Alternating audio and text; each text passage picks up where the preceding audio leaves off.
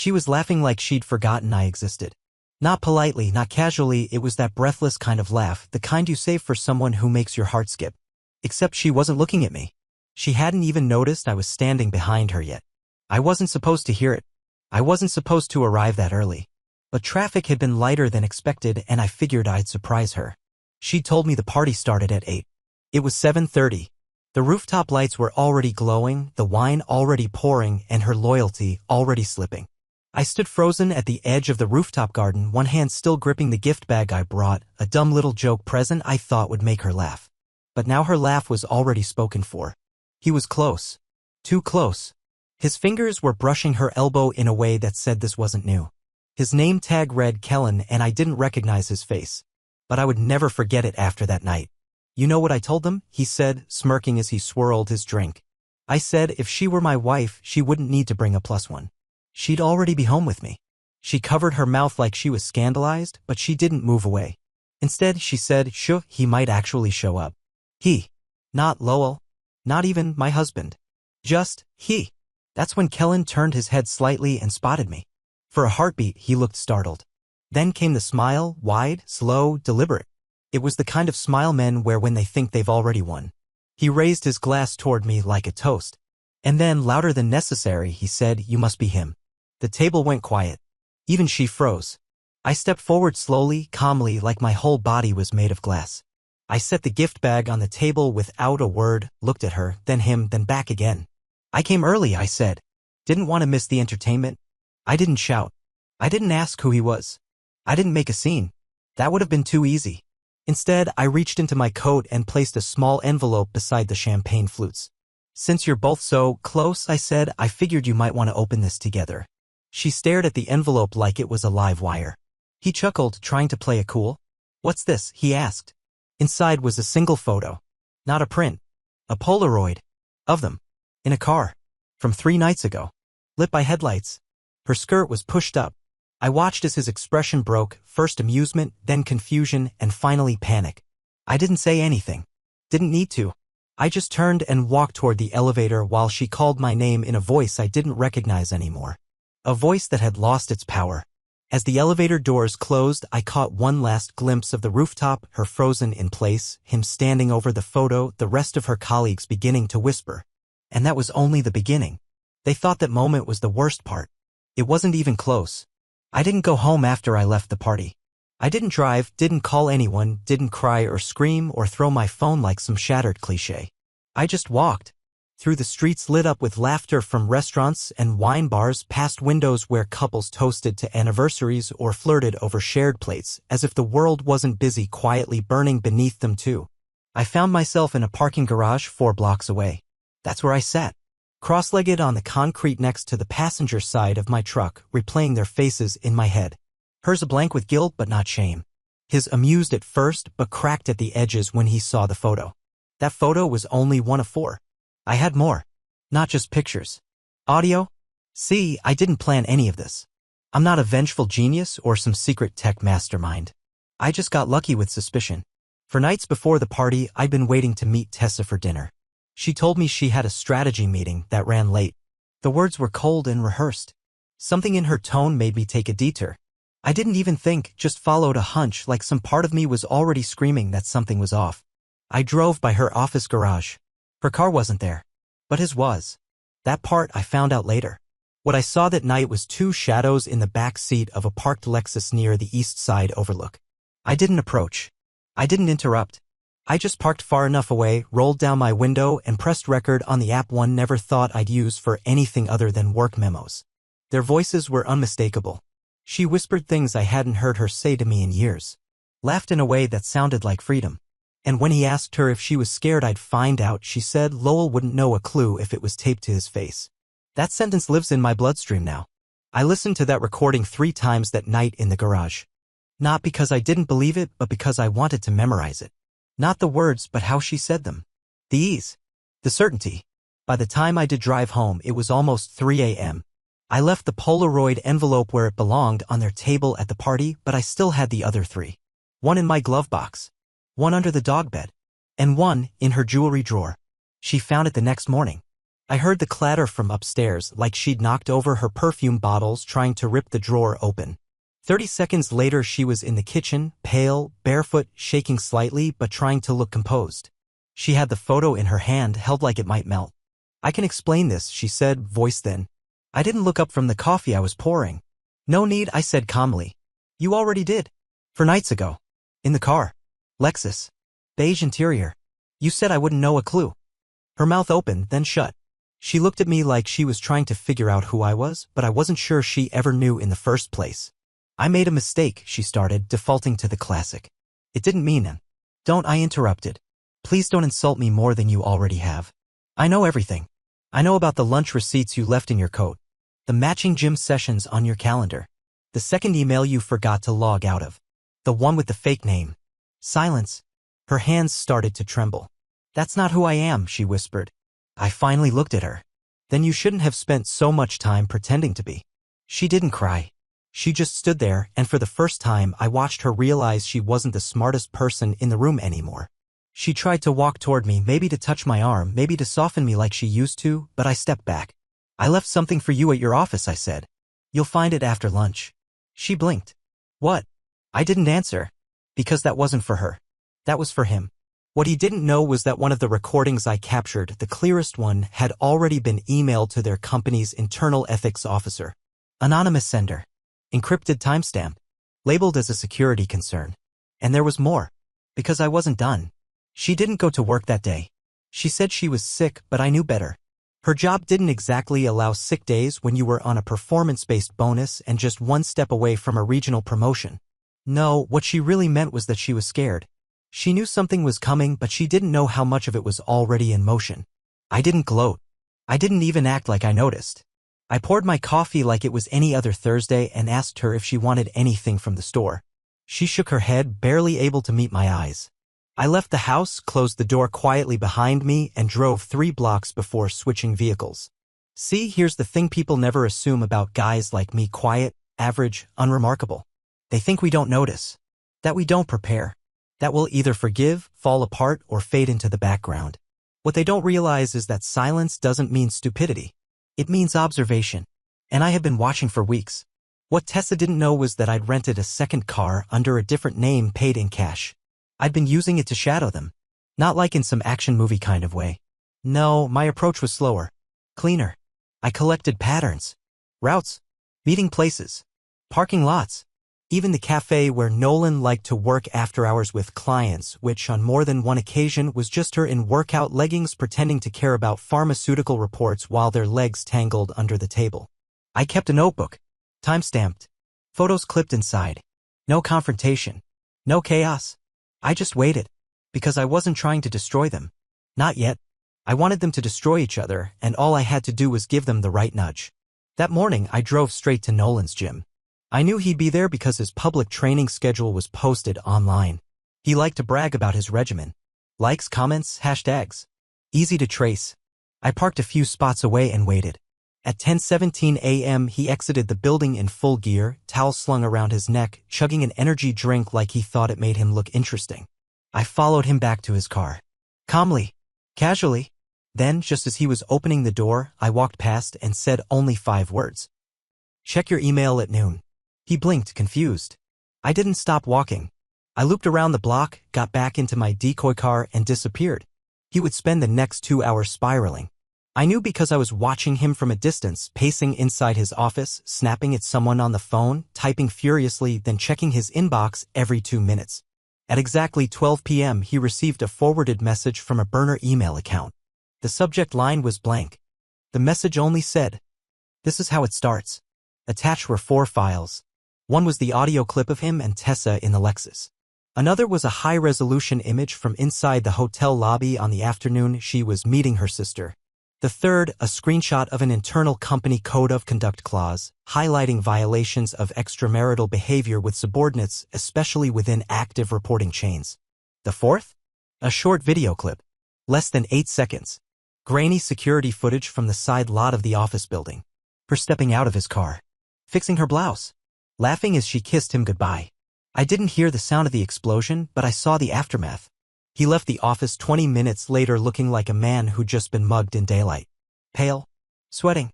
On the phone again, but this time not yelling. Just listening. Face flat. Staring at nothing. He knew.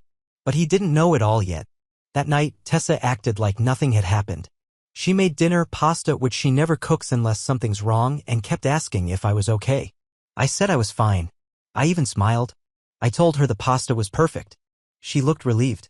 For a second, she believed it. But she didn't ask about work. Didn't mention Nolan. Didn't say why her phone kept vibrating with unread messages she pretended not to see.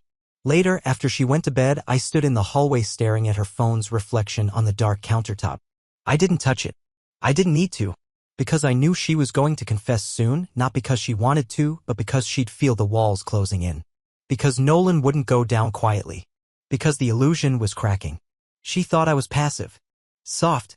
Forgiving. She didn't know what I'd already set in motion.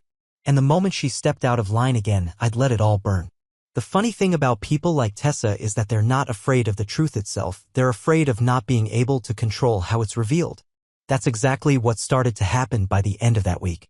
The unraveling wasn't dramatic or explosive. It came in subtle ways. Her phone rang more often, but she picked it up less. Her posture stiffened when she entered a room. The way she looked at me shifted, like she was waiting for me to say something. But I never did. And that silence? It was killing her faster than any confrontation could have. I knew Nolan had cracked. He didn't show up for work the next day. Instead, I got a tip from a temp I'd discreetly hired through a freelance site, someone I paid to monitor basic office activity under the guise of being a facilities audit assistant. She messaged me a single sentence. He cleared his desk at 8:42 a.m.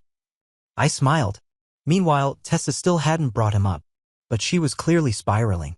She started drinking more at night, not obviously, not messy, just a second glass of wine too quickly, then a third when she thought I wasn't counting.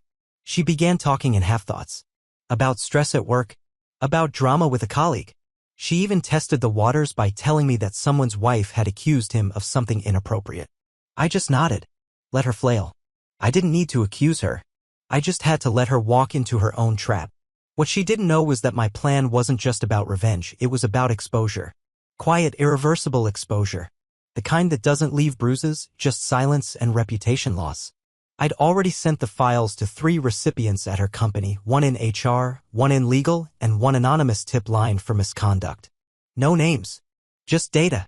Audio, timestamps, screenshots. I didn't frame it emotionally. I made it look like a compliance whistleblower. But I didn't stop there. I also printed one of the Polaroids, not the most graphic one, but suggestive enough, and mailed it to Nolan's wife. She lived in a different city. I made sure to send it from a neighboring state, no return address, just a yellow envelope and a sticky note with a message. Maybe ask him what happened in room 409. Let her do the rest. By Saturday morning, the temperature in our home had dropped below 0 even though the thermostat said 71. Tessa wasn't talking much. She was distracted, jumpy, trying too hard to smile at nothing. That evening, I came downstairs to find her in the living room staring blankly at the TV. The screen was on, but muted. She wasn't watching it. She looked at me and asked, "Lowell, are we okay?" That was her first real admission. The first time she couldn't pretend anymore. I sat down across from her, slowly, and leaned forward with my elbows on my knees. "That depends," I said. She flinched. "On what?" she asked, her voice small. I studied her. No makeup. Hair loose. Not the version of her that impressed people, just the one that woke up next to me for 8 years and thought I didn't see her anymore. "On whether you're ready to tell me the truth," I said. Her lip twitched. She looked down. Then she did something I didn't expect. She reached for her phone, unlocked it, and slid it across the coffee table toward me. "Go ahead," she whispered. "Check everything." I have nothing left to hide." I didn't move. I didn't touch the phone. "Why now?" I asked. She swallowed hard. "Because something's happening. Nolan isn't returning my calls. I got pulled into a meeting with legal yesterday. They said someone filed a report, but they won't tell me who. There's rumors. And I don't know what's true anymore, Lowell. I don't even know who I can trust." I leaned back slowly, folding my arms. "That must be scary," I said. "Feeling like everything's slipping and you can't figure out who's behind it." She nodded, relief mixing with confusion. Then I said it quietly, clearly. "Now you know what it felt like to be married to you for the last 6 months." Her eyes widened. She opened her mouth to respond, but nothing came out. And that was the moment I knew she finally realized I wasn't broken. I was just waiting. I stood up, left her with her thoughts, and walked to the kitchen. She still didn't know how many people already knew. How many friends were quietly distancing themselves. How many private circles she used to thrive in were now whispering her name in entirely new tones. Because I hadn't just revealed the affair. I'd changed the context around her. And her real punishment? Was still coming. It happened on a Tuesday. A gray, nothing special Tuesday. Tessa had gone into work that morning looking like a woman preparing for battle, blazer, heels, a thin smile like armor. She didn't kiss me goodbye. She hadn't in days. Maybe she thought I wouldn't notice anymore. But I noticed everything. And so did the others. By noon, I got a text from my temp inside the building. One line, again. She was called into the glass conference room. No laptop.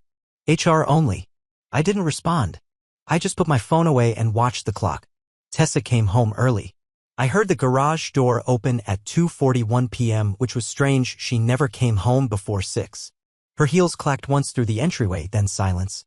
For a few seconds I didn't move, just waited, letting the tension build. When she finally appeared in the doorway of my home office, she wasn't wearing her blazer anymore. Her makeup was smudged. She had that distant look, not crying, but drained like someone had sucked the breath from her lungs. They played a recording, she said quietly. I didn't answer. I let the silence stretch. She stepped forward slowly like she was walking into an ocean. It was my voice. They said it came in anonymously. Legal's involved. Nolan's already gone. They're doing a review of every project I touched with him. They said I might be suspended pending findings. Are you surprised? I asked. She blinked, clearly not expecting that. No. I mean, yes. I don't know. I thought it was over. I thought you and I. She paused. You've been so calm. So quiet. I didn't know what you knew or how much. I stood. Not fast. Not angry. Just tall. Like someone who's finally done pretending to be smaller than he is. I knew everything, Tessa. Long before you ever saw that photo. Long before your company did. I stepped closer. I gave you chances to be honest. You chose silence. You chose comfort. And now you're here, trying to crawl back through a door you closed. She stepped back. Just once. But I noticed. I picked up a USB drive from my desk, a simple black stick with a red cap, and held it out to her. This is what they heard, I said. Every word you thought I'd never hear. Every whisper, every laugh you gave to someone else while pretending I was enough. Her hand trembled as she took it. Why did you do all this? She whispered. Why not just leave me? Because leaving would have set you free, I said. And you didn't deserve to be free from this.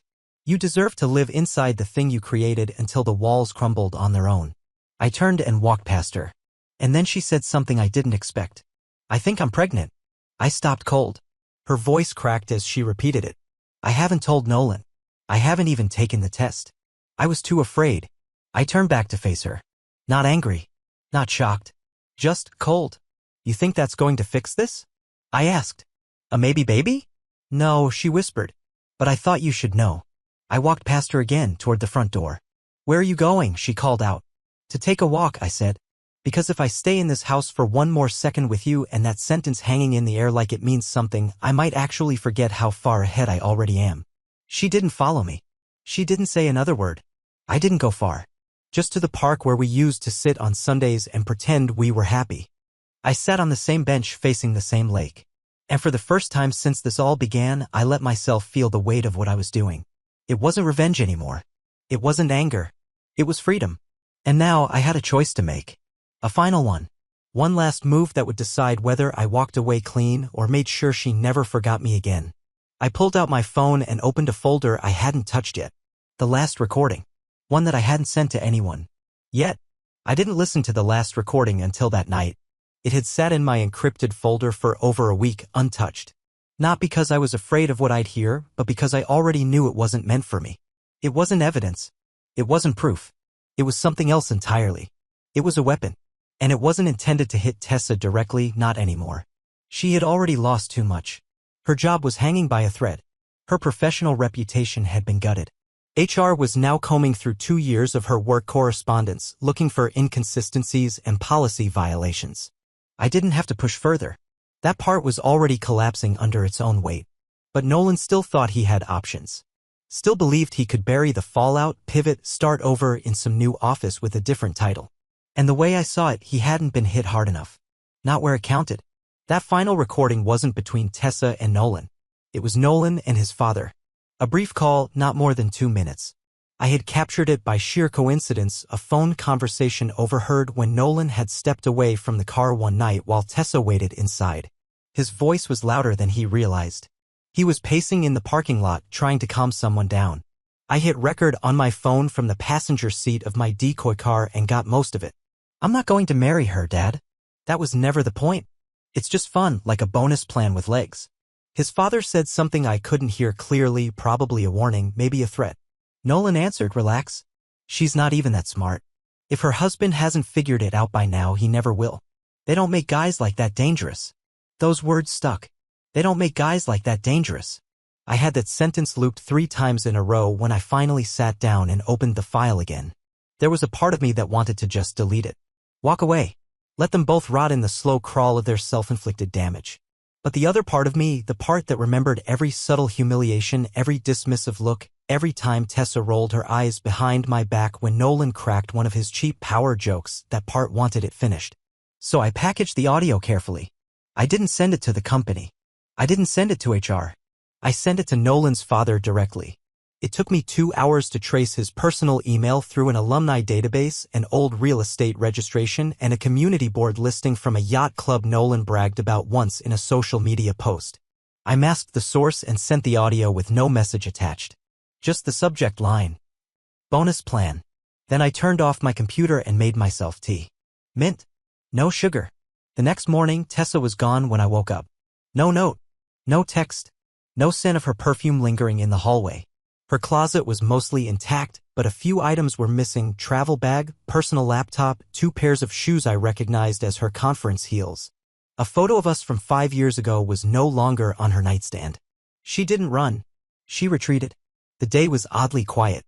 I spent it in the garage, fixing up an old wooden bench that we were supposed to stain together last summer but never did. I didn't check my email until late afternoon. And when I did, there it was. An automated reply. From Nolan's father's business account. "Your message has been received. Actions will be handled internally. No reply is necessary." That was all. But it was enough. I never heard from Nolan again after that. Not directly. But I did get confirmation through my contact that his access badge was deactivated the following day. And 2 weeks later, his name quietly disappeared from the company's leadership page. No announcement. No farewell post. Just a digital erasure. As for Tessa, she finally texted me 3 nights later. At 2:13 a.m. "I'm sorry. For all of it. You didn't deserve any of this." I didn't reply. Because I wasn't angry anymore. I wasn't broken either. I was something she never expected, completely free of her. And I wasn't going back. I didn't vanish after she left. I just stopped being the version of me she recognized. When Tessa drove off into her temporary silence, she probably expected I'd break. Or maybe she hoped I'd chase her, try to salvage what little was left of the illusion. But I didn't. Because by then I had already started rebuilding my life without her in it, brick by intentional brick. That Saturday, I returned to a place I hadn't visited in years, my late uncle's cabin by the lake. It sat 2 hours north of the city, surrounded by pines and glassy water, the kind of place that didn't care who you were or what your spouse had done to you. The porch creaked the same way it did when I was a teenager. The smell of pine and dust hadn't changed. But what had changed was me. I didn't go there to escape. I went to remember who I was before she tried to make me invisible. Back then, I used to build things, real things, with my hands. Furniture. Canoes. Fishing docks. I hadn't touched a blade or chisel in over 3 years, not since she called my hobby cute in front of her friends and suggested I upgrade to something digital. But now I felt the weight of wood in my palms again, and it was grounding. Honest. Something she couldn't ruin. For days I stayed off the grid, no emails, no texts, no noise from the wreckage I left behind. The only sound was wind, water, and the soft rasp of a hand plane smoothing out cedar boards. It was therapy without the couch. Freedom without applause. And then on the 5th night, I got a visitor. A knock on the cabin door at 10:04 p.m. No headlights outside. No car. Just one shadow on the porch, standing still. I opened the door and there she was. Tessa. Rain clung to her coat like guilt. Her hair was damp, pulled back in a messy knot. She looked smaller than I remembered. Not physically, just dimmed. As if all the power she used to radiate had finally burned out from within. "You weren't supposed to find this place," I said. "I remembered it," she said softly. "You told me about it once. When we first met. You said it was where you'd go if you ever disappeared. And yet, here I am. She looked past me at the glow of the fireplace and the unfinished canoe shell in the center of the room. Her eyes watered. You're building again. I'm healing. Silence. I didn't come here to fight, she said. Or beg. I needed to see you. I needed to see if you still hated me. I stepped aside just enough for her to stand under the porch roof but not cross the threshold. I don't hate you, I said. That would mean I'm still emotionally invested. Her lip trembled. I made everything worse. No, I replied calmly. You just made everything clear. She nodded slowly like she expected that. I lost my job. They finalized it yesterday. No severance. My name's been quietly blacklisted in the region. Nolan, he won't even answer his phone. I'm radioactive. And you came here hoping what? I asked. That I'd forgive you? Hold you? Rebuild you? No, she said quietly. I came here because you're the only person I ever knew who built anything that lasted. Her words landed like a soft punch. Almost poetic. Almost tragic. But they came too late. I studied her, really looked at her, and for the first time since we met, I didn't feel outmatched, outwitted, or overshadowed. I felt untouchable. I'm not your sanctuary, I said. I was your mirror. You just didn't like what you saw. She blinked and a tear slipped down her cheek. I found out I wasn't pregnant, she said. False alarm. I didn't react. I didn't need to. She wasn't telling me that for closure. She was saying it because she didn't know what else she had left to offer. I should go, she whispered. I nodded once. Probably. She stepped back into the rain and for a long moment she stood at the bottom of the stairs, looking up like she might still ask for something more. But she didn't. She walked back into the dark, vanishing between trees. And I didn't watch her go. Because this wasn't a goodbye. It was a finish line. And I had already crossed it long before she arrived. Weeks passed. And not a single one felt like survival. They felt like awakening. Tessa never came back to the cabin. She didn't send letters, didn't try to call again, didn't beg for another conversation. I think, somewhere deep down, she understood. That there wasn't a version of us left to revive. Not after what she'd done, and especially not after what I'd rebuilt in her absence. Because what I found wasn't revenge. It was something far more permanent, peace. I stayed in that cabin for 6 more weeks, long enough for the first frost to creep across the windows at night and the leaves to fall in clusters like they'd waited all year for the silence. I finished the canoe. Finished sanding the bench. Finished the coffee table we were supposed to have in our first home but never did because she thought it looked too rustic. I carved my name into the underside. Not ours. Just mine. One morning I got a letter forwarded to me from my lawyer. It was from her, short, handwritten, formal. Inside were 2 papers, the finalized divorce agreement and a check. She'd sold her car. It covered more than her share of the legal fees. No guilt trip. No hidden message. Just closure. I signed and mailed it back the same day. Then I did something unexpected. I took the canoe out onto the lake and paddled to the other side, to a small, empty clearing where I hadn't stepped foot since childhood. I brought with me the last photo of us, the one I kept hidden away just in case I ever forgot why I left. I didn't burn it. I buried it. Not out of anger. Out of completion. By December I was back in the city. Not in our old house, I sold that. Too many ghosts in the walls. I bought a small loft near the edge of town above a workshop space I now lease to myself. I make furniture again. Sell it online. Not for the money, for the movement. The honesty. The stillness of crafting something that doesn't lie to you. And a few months after settling in, someone walked into my store. Her name was Harper. She wasn't flashy. No designer sunglasses, no rehearsed charm, no need to dominate the space. She just walked in, ran her hand along a cherrywood desk I'd built, and smiled like it was the first real thing she'd touched in a long time. You built this? She asked. I did, I said. She nodded. Feels like it was built by someone who knows what falling apart is like. I laughed. Not bitter. Just honest. We talked. About materials. About lakes. About starting over. I didn't tell her everything. I didn't have to. She didn't ask to fix me, and that's how I knew I was finally okay. Months later, I asked her to come out on the canoe with me. She said yes. And as we sat in the middle of the water, surrounded by the quiet I once thought would drown me, I realized something. The man Tessa tried to break? He never came back. But the man I became? He's exactly who I was always meant to be.